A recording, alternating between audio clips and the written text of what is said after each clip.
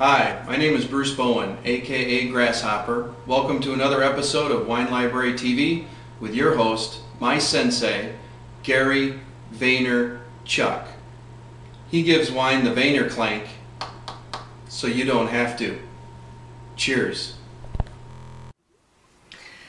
Hello everybody and welcome to Wine Library TV. I am your host, Gary Vaynerchuk. Holy crap, are there a lot of new viewers. I've been watching stats all day. That's why I'm late on today's episode. I'm addicted to statistics. And you know what? Let's talk about statistics before we talk about anything else. I'm going to call the last couple of episodes comment amounts the juiced era. You know, we're going to put asterisks by the amount of comments. And I'm not upset. I mean, let's be honest. You're about to shoot me. Let's be honest. What is really exciting about this is the community of what Wine Library TV is. And you know, so Susan, Tampa Bay Steve, and SS Chris, and Brandon M, I love you guys. And because of that, we have created here at Wine Library TV a couple of new things. You might remember we have two big announcements. And the first big announcement is this. We're going to change the way we deal with our episodes, comments, and interaction. From now on, the comments section is to be talked about for the episode at hand. We have created another place, a wonderful place, the Wine Library TV bulletin board. Now, I'm pointing up here. You may see it or you may not. It's going to be right by the logo, right here in the top right corner. But it may not be up yet because Eric and John and Chris Mott and Brian Woolley and all the real brains of Wine Library TV are working furiously to get it launched. So that is the big thing. We're going to keep the comments for the episode, and we're going to have an amazing bulletin board to talk about lots of things. I've set up a lot of cool subjects. I'll be in there a lot, and I'm really excited about it, so check that out. So, I don't know if we'll ever break this 300 plus comments barrier that we just established today. So that's number one. Number two, Grasshopper. Thank you so much for that awesome intro. Guys, that's one of the best intros. I also got a package in the mail today from Eugene. An amazing intro. That's coming soon. And I've already received 2 pictures so far from the Wine Library TV ad in the New York Times with yourself in it. As a matter of fact, let's show you one right now. That's right. That is pretty ridiculous. You know, that may be one of my favorite things I've ever seen on Wine Library TV. Guys, please take today's ad, just take a picture and send it in. We're going to do a big collage at the end of the week. So, lots of things to talk about. Let's talk about the other major announcement. And this one's huge. I'm very excited about this. This is for very serious and beginners, you know, in wine. And I'm going to use it. I'm going to be involved. And this is a really community-driven thing. You're going to notice that Chris is spreadsheets up here as well with the bulletin board. But more importantly, well, not more importantly than the spreadsheet. That is the most important thing. But the real exciting other addition, the one I'm super excited about, is Ask Wine Library TV. Eric has worked on an amazing little application. We'll work on it. If you have any tweaks, let us know. But what you can go in there is ask any wine question, and the entire Vayner Nation, all the Vayniacs running wild, can go in there and answer the question for you. So we can all chime in, all help each other out in learning more about wine. So the Ask Wine Library TV thing is going to be huge. Please use it. You've got a question, pop it in there, and somebody from the Vayner Nation can answer, or I'll jump in and answer, or who knows, anybody. Papa Smurf might answer, I don't know, somebody will answer it. So those are big announcements, the 2 that we've been working on feverishly for the last couple of weeks. I hope you enjoy them. Give us some feedback. I'm not sure if you should do that in here or in the bulletin board, but whatever. So, let's move on. Oh wait, before I move on, I know there's a lot to cover today. Tampa Bay Steve, I love you, but I don't think there's a conspiracy. I don't think the Wine Spectator was tipped off to our ad and decided to do a 2-page ad in the New York Times today. I mean, I love you, and I wish we held that kind of power, but let's not forget, this is just a little video blog based here in New Jersey, so I don't think anybody's really paying attention. But luckily, there's a couple of you that are, and it's making me feel real good. And let's get into the wines. Today, we're going to be talking about Lebanon. Let's talk about Lebanon a little bit. You know, it's obviously a country that's been making wine for many years, you know, just a couple, like 5,000. It's a legendary place and has an enormous French influence in Lebanon. They like to make their Bordeaux-style wines. They make the Blancs. You know, as a matter of fact, the big grapes in Lebanon are Cinsault, Grenache, you know, Cabernet. So it's very, very influenced by the French. And I've got 4 wonderful wines here today, 2 whites, 2 reds, that I'm really enthusiastic about tasting and really exploring Lebanon, because I think a lot of you have never tasted Lebanese wines before, if at all. I've had a lot of requests for the Chateau Musar, and that's in the house. And I'm pretty excited. I mean, Lebanon is an amazing area. 300 days of pure sun. I mean, you can really make tremendous wine in Lebanon. I think it's a place that's already hit a very strong plateau of quality, but I would not be surprised if political things could calm down a little bit in that area of the world, you know, that this is a place that could make some world class wines. Let's taste some wine. Wine numero uno, Chateau Ksara, Blanc de Blanc. This is a 50% Sauvignon Blanc, 25% Chardonnay, 25% Semillon. So it's it's an interesting blend. It's a entry-level white, very crisp kind of type of wine. It's 12 U.S. bones, and let's see what we think. Very light golden color. For all you first-time viewers, which there's a lot, this is shocking that there has not been a New York Jets reference. You're going to get very used to that. You know, old school original members will let you know in the comments how much of that is in play. But, you know, want to just thank all the lurkers that came out from the woodworks this last episode. I had to call you out. I had to make a threat. We got like 15 lurkers out, so it's a really big accomplishment. Again, I've never had this wine. It's a very small producer. This is an entry-level white. I'm getting a very golden honey nose on this. A little bit of apricot as well coming through the nose. And you know what else is really interesting? A very serious blast of cinnamon as well, which is quite nice.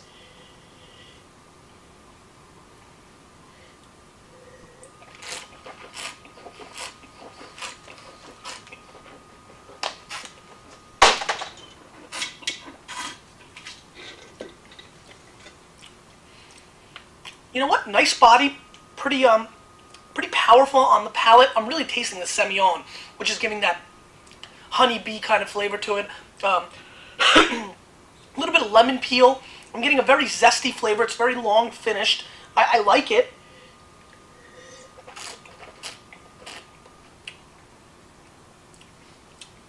Solid little white wine. It's got a very creamy, almost like that orange popsicle, the creamy one, you know, with the orange and the cream inside popsicle. If you ever had that, it's got that kind of finish, which is quite nice. Acidity is a little disjointed, and the finish is a little hot. The alcohol level on this is 13%, and you're feeling like it's a little bit higher. Those are the negatives. The liveliness and this is a very nice aperitif. Would go great with shellfish. Once again, you know, I'm a huge fan of that. This is a solid, you know, blue-collar bottle of wine. I'm going to go 87 plus points. Nothing wrong with it. As a QPR, as a buy, I don't know, you know, 12 bucks. It's in the game. It just is what it is. You know, it's solid. It's definitely solid. All right, we're going to have a lot of fun with this. This is Musar Cuvee Blanc 2003. So this is the white Musar, one of the whites. And this is from the Oba Day, 100% Oba Day grape. So this is a Lebanese grape, which you don't see a whole lot of this anywhere else. And as a matter of fact, I think this may be the second or third time I've ever tasting Oba Day. So I'm excited about it. It's 100% Oba Day. Nice golden color as well, even darker than the Blanc de Blanc we just had. This is a $16 wine from Musar.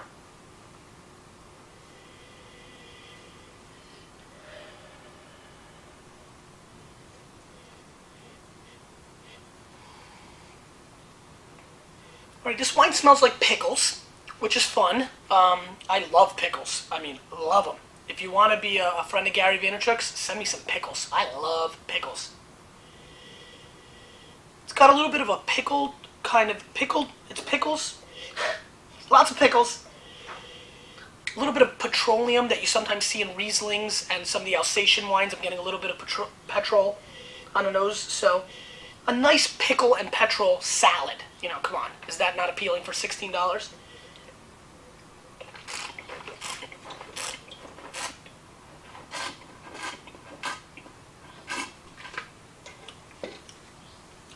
Oba Day.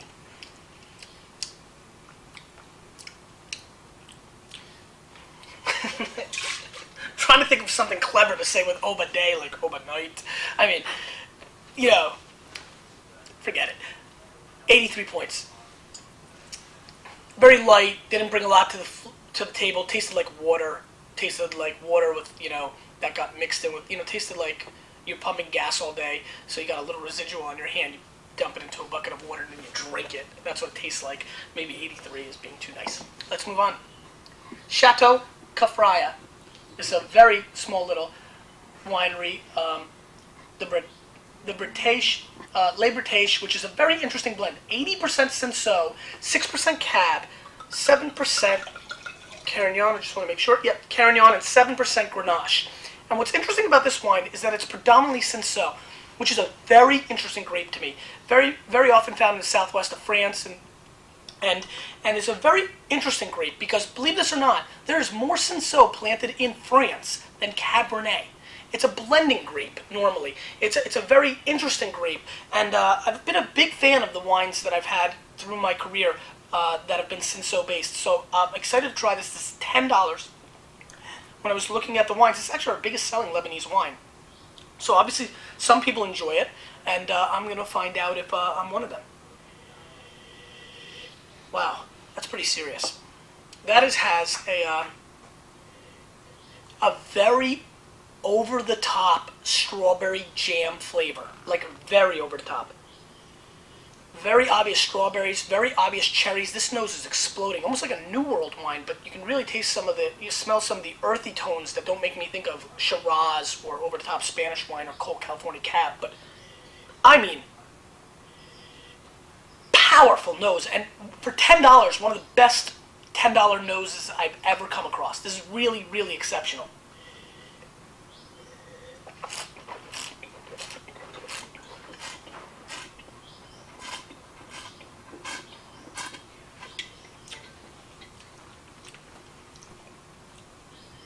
I'm extremely impressed with this wine. Wow, great mouthfeel. You're going to have to definitely seek this out because we have one bottle left. It's not like that's a contest or anything. You know, this is extremely good though. This is very full-bodied, very rich. Wow, I'm really shocked. I was not expecting to like this as much as I'm enjoying this.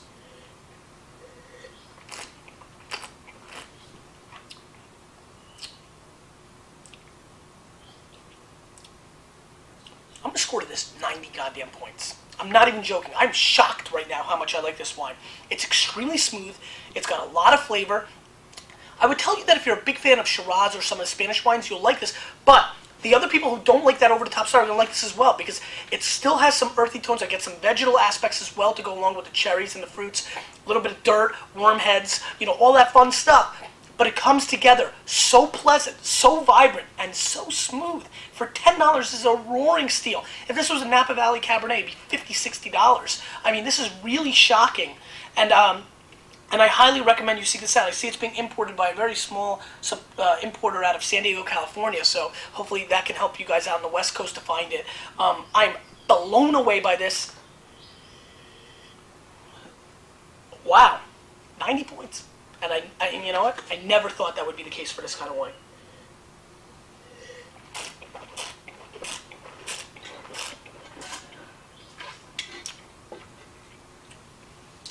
Wow, that is unbelievable stuff. All you sommeliers out there, I get a lot of emails from you guys around the country. You should find this and put it on your by the glass pour. You need to turn people onto Lebanese wines, and I'm going to tell you right now, this could be the Crocodile Dundee of Lebanon. You know, the person that really brought attention to the country. You know, they had an actor. Lebanon's got a wine. And you know what? I am absolutely floored by the quality of that wine. Stunned. Chateau Musar, 1997. $34. It's a blend of Cabernet, Cinsault, and Carignan. Again, these Southwest France grapes are great. I like when they blend with Cabernet. I really enjoy that flavor. $34, excuse me. This is the king of Lebanon. This is the crown, prince, king, whatever you want to call it. This is the wine that everybody knows from Lebanon. So I'm very excited to try it. This is 97 vintage. Massive nose, fantastic. Very dark, dried cherry. I'm getting a little hint of raisin as well. You know those really little raisins you have when you get cheese plates? They're dried up. I'm getting that on the nose. I'm also getting a little bit of a hint of Bazooka Joe bubblegum. Little bazooka, you know, it's a little different flavor. I'm getting that a little bit on the nose. I like that. Wow, this is nice.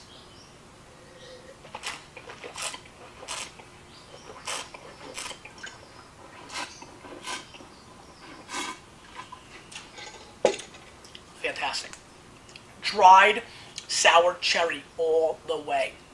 I mean, really nice long finish, great structure, a little bit lighter than I would like for a $40 bottle of wine, $35 bottle of wine, but I'm okay with that because it brings a lot of elegance. This is a delicious wine. No wonder so many of you Vayniacs have been emailing me, asking me to try this, because I've not had the 97, and I've got to tell you, it's fantastic. It's drinking very well. It's got a little age on it, a lot of age actually at this point, especially in the American wine world, and I'm very impressed.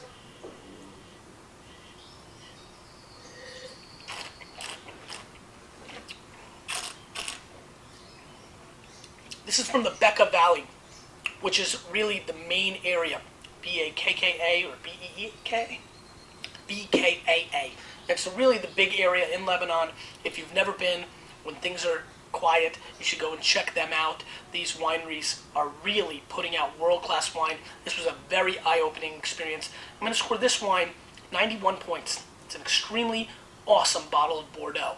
That's what it is. This is an absolute Bordeaux-style wine. I really enjoy it. I love the vegetal notes mixed with the sour cherry. Huge nose, but I'm going to tell you, this is obnoxiously screaming value. I love this wine. I don't know what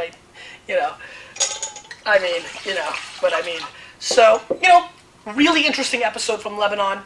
I'm really excited about it. And that leads me to my question of the day, which you're allowed to put into the comments as an answer. And my question of the day is this: what is your favorite wine from the Middle East? If you've ever had one. Hopefully you have.